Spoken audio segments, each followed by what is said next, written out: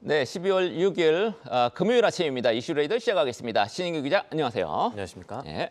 자, 오늘 장의 중요한 핫 키워드 보겠습니다. 금값, SKC, 홈쇼핑, 팩트 이렇게 하나씩 짚어보겠습니다. 첫 번째 이슈. 금값, 간밤에 금값 보면은 트로이온스당 2,655달러로 이렇게 마감을 했네요. 한때 2,800달러 넘기도 했습니다. 금값이 최근 급등하다가 조금 조정을 보이긴 했습니다만 내년 전망이 더 좋다. 이런 분석이 나온다면서요. 네, 말씀하셨던 대로 국제 금값이 사실 11월이었습니다. 이때 트로이 온스당 2,800달러 선까지 가면서 굉장히 올라갔다가 현재는 2,655달러 선까지 좀 내려오면서 주춤한 모습 보였었는데 맥쿼리 그룹이 내년에 금 가격 전망을 높여 잡았습니다. 내년 1분기 평균 가격은 2,650달러로 잡고 2분기 평균 가격을 2,800달러로 잡았는데 이것은 지난 예상치보다 12% 정도 높여 잡은 겁니다. 미국 연방준비제도, 페드의 금리 인하랑 각국 중앙은행들의 금 매입 확대가 금값 상승을 견인할 것이다라는 논리는 기존과 크게 다른 것이 없는데 최근에 파월 의장 발언도 그렇고 미국이 기준금리 인하 서두르지 않을 수 있다는 생각이 시장에서 커지고 있는 상황에서 나온 금값 상향 전망이지 않습니까? 그래서 이런 전망들이 주목이 되고 있고요. 또 우리나라로 눈을 좀 돌리게 되면은 최근에 전국 불안 상황과 겹쳐서 금 현물과 같은 금 수요가 조금씩 오르고 있는 점도 살펴볼 만합니다. 이것들이 감지가 되고 있는데 최근에 금 국내 현물 ETF 추세 보니까 12월 3일 이후에 조금씩 상승세를 보이고 있다는 점도 금 관련 투자에는 참고해 볼 만한 대목이 되겠습니다. 네, 국내 이슈 때문에 전국이 조금 불안하니까 국내에서는 금값이 조금 더 뛰었다. 이렇게 돼 있는데 결과적으로는 이제 국제 시세에 수렴을 하겠죠. 자, 두 번째 이슈 앱솔릭스입니다. SK그룹의 SKC가 미국의 조지아주에 세운 이 반도체 유리기판 관련 회사 제조업체이죠.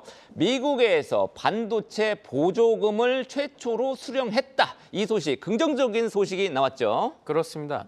이 소식 일단은 지난 5월에 받을 것이다라는 얘기가 나왔으니까 아니 이게 왜 다시 나온 게 중요하냐 이미 알고 있던 거 아니냐라고 생각하실 투자자분들 있을지 모르겠지만 맥락 하나 보셔야겠습니다. 트럼프 행정부가 지금 그 정부 효율부 도지라고 하죠. 이런 거 내각을 구성한다고 하면서 그쪽에서 계속해서 나왔던 얘기가 이제 우리 반도체법 보조금 재검토해야 되지 않느냐라는 얘기들이 나왔거든요. 그런 상황에서 지금 다시 이 보조금이 확정됐다는 소식이 사실은 의미와 영향을 좀 가질 수 있겠습니다. 이번에 이 미국 상무부가 현지 시간 5일 기준으로 계약 확정을 했거든요. 앱솔릭스는 이 SKC의 반도체 유리기판 자회사이기 때문에 관련주는 SKC로 일단은 봐야겠죠. SKC가 이 회사의 지분을 70.05% 정도 들고 있습니다. 이 회사가 미국 조지아주에 3억 달러 들여서 유리기판, 그러니까 지금 아직은 완전히 다 도입이 되지 않는, 그러니까 신기술인데 이 반도체를 만드는 이 기본 부품을 생산을 하고 있습니다. 시제품 생산 중이고요. 앞서 생산 보조금 외에 이 R&D 보조금 1억 달러, 그러니까 우리나라 돈으로 1,400억 원 정도도 수령하기로 했다라는 소식도 지금 전해지고 있고, 이런 부분 참고할 부분이고, 이런 부분들이 결국 오늘장의 SKC와 같은 이 반도체 관련주에 어떻게 영향을 미칠지도 참고할 부분이 되겠습니다. 네, 간밤에 이제 반도체 관련 종목들은 줄줄이 하락하긴 했습니다. 뉴욕 증시에서 어찌됐든 이 유리기판 시대가 빨리 오면 우리가 다 잡을 수 있는데 SKC도 있고 삼성전기도 있고 LG 이노텍도 있고 그렇습니다. 자, 세 번째 이슈는 우리 홈쇼핑 채널 관련입니다. CJ 온스타일, 옛날에 CJ 3구 쇼핑, 또 CJ 홈쇼핑, 오쇼핑 이런 이름으로 불렸던 CJ ENM이 이제 상장 회사고요. 그 밑에 있는 CJ 온스타일. 요게 지금 송출이 중단됐다고 합니다. 지금 딜라이브 같은 거를 보시는 분들 화면을 켜면 요거 지금 못 봅니다 하면서 항의는 이쪽에 하세요 하면서 CJ 온스타일 전화번호로 연결이 되죠. 게재를 하고 있습니다. 예. 왜 그렇습니까 지금? 이게 정확하게는 송출 수수료 협상이 안 돼서 그렇습니다. CJ 온스타일은 CJ ENM의 커머스 사업부니까 CJ ENM 관련으로 생각을 해볼 수가 있겠죠.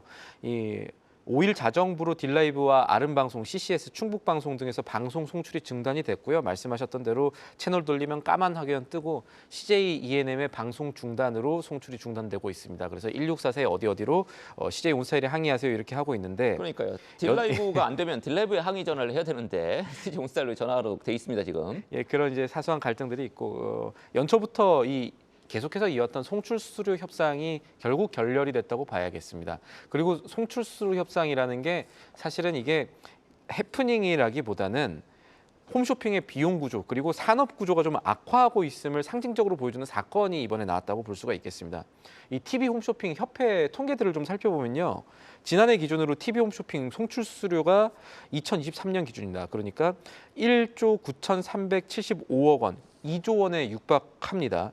이 10년 전에는 1조 400억 원 수준이었는데 10년 전보다 수수료가 거의 2배 가까이 올랐다라고 볼 수 있죠. 수수료가 방송 매출액에서 차지하는 비중이 그러면은 10년 전에 60%였는데 이번에 어떻게 됐나? 지난해 기준으로 71%까지 매출 대비 수수료 비중이 이렇게 올라왔습니다. CJ 온스타일이 홈쇼핑으로 1억 원 정도의 매출을 올리면 이 가운데 7,100만 원 정도를 케이블 TV가 가져가는 구조였다 이런 거였는데 그래서 홈쇼핑 회사는 케이블 방송사의 수수료 깎아달라고 하고 있는 거고요. 그리고 홈쇼핑 회사에 맞서는 케이블 방송사의 논리는 홈쇼핑사가 수수료를 깎아도 너무 깎으려고 한다라는 논리로 지금 맞서고 있는 상황입니다. 그리고 케이블 TV 업체로서도 이 수수료 포기하기가 힘든 상황입니다. 왜냐하면 홈쇼핑 업계 파이 자체가 줄어들고 있는 상황이거든요.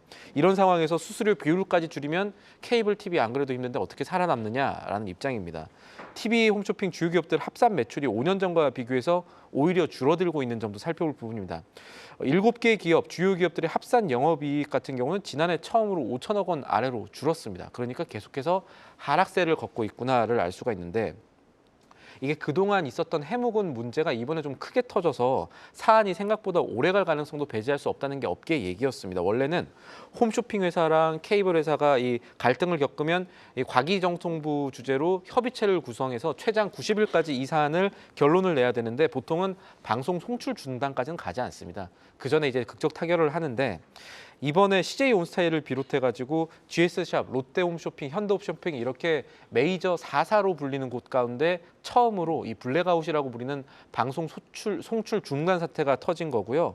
이번에 방송을 못 내보내게 된 CCS 충북방송 같은 경우는 이 법원에 요청을 해서 이 방송 중단을 좀 막아달라, 되돌려달라는 가처분 신청을 제기하기도 했습니다. 네, 중간에서 이런 블랙아웃 사태까지 벌어지기 전에 정부에서 좀 중재를 좀 원활하게 했으면 좋았을 텐데 사실 이제 시장 자체가 커지면은 큰 양쪽에 조금 이해가 덜 충돌할 수도 있겠습니다만 네. 미국에서도 케이블 TV 코드 커팅 많이 맞습니다. 지금 이루어지고 안 보는 있죠. 상황들이 벌어지고 있죠. 네, 그리고 한국에서도 똑같습니다만 라이브 이커머스 좀 이런 것들이 이제 조금 위협적이긴 하죠. CJ 온스타일만의 문제는 아닐 것 같아요. 그렇습니다. 상장 홈쇼핑 기업 그러니까 단순하게 CJ 온스타일의 모회사라기보다는 이제 사업부를 갖고 있으니까 CJ ENM이 ENM만의 문제가 아니구나라는 점에 아마 착안을 하실 필요가 있을 것 같습니다.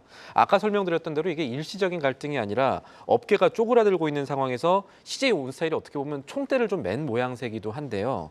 이 홈쇼핑 업계들 지금 살펴보니까 롯데홈쇼핑은 딜라이브랑 수수료 협상 지금 하고 있고 잘 안 되고 있습니다.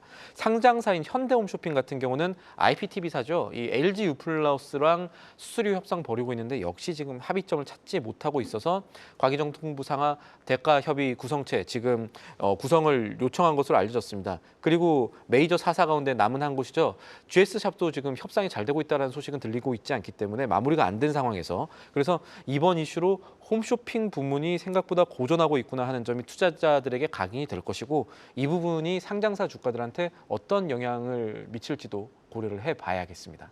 네, 알겠습니다. 자, 마지막 이슈는 공모주입니다. 요즘에 공모주 조금 찬바람이 많이 불었어요. 공모주 열풍이 불었다가 지금 하반기 들어서는 확 꺾였는데 이번 달에 첫 공모주 스펙을 뺀 첫 공모주 팩트라는 회사가 있습니다. 청약 경쟁률도 나쁘지 않고 분위기가 꽤 괜찮았다면서요. 어떤 종목입니까? 이곳은 그렇습니다. 디지털 사이니치 업체라고 하는 건데 쉽게 말하면 이제 전자 광복판 만들어서 뭐 옥외에도 붙이고 뭐 교실이라든가 이런 데 여러 가지 공급하는 업체인데 여기 일반 청약에 2조 7천억 원 넘는 자금이 어제 기준으로 몰렸습니다.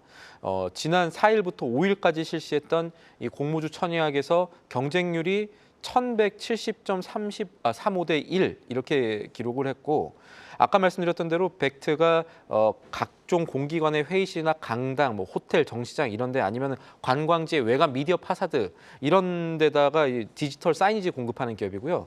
작년에는 매출 689억 원, 영업이익 40억 원 기록했고 올해는 반기 기준으로 매출 349억 원, 영업이익은 23억 원 정도 했던 기업입니다. 상당히 정상적인 기업이네요. 상당히 정상적인 기업이라고 말씀하신 것은 그동안에 우리나라 상장할 때 기준이 아주 엄격하진 않아서 그렇지 않은 뭐 쉽게 말하면 적자 보는 기업들도 많이 올라갔다라는 함의가 있으실 것 같은데 어쨌든 벡트는 이날 청약 마무리하고요.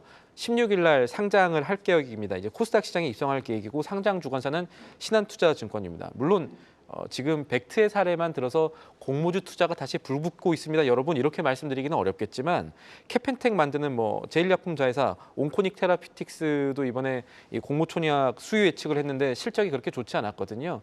그동안 공모주 시장에 좋지 않은 소식 많다가 그래도 이번에 나온 긍정적 소식이기 때문에 앞으로 상장과 남은 기업 청약들도 어떤 성적이 나올지 좀 주목해 볼 만하겠습니다. 네, 지금 우리 표에 보이시죠? 공모주 청약 일정 참고하시면 되겠는데 MNC 솔루션 오늘까지 일반 청약을 받네요. 특징적인 것 희망 공모가 대비 확정 공모가가 줄줄이 조금 밑으로 하단 또는 하단보다 훨씬 미치네요. 이렇게 조금 긍정적인 흐름이 나타나고 있는 부분 우리가 또 주목해 봐야 되겠습니다. 지금까지 신인규 기자와 함께한 이슈 레이더였습니다.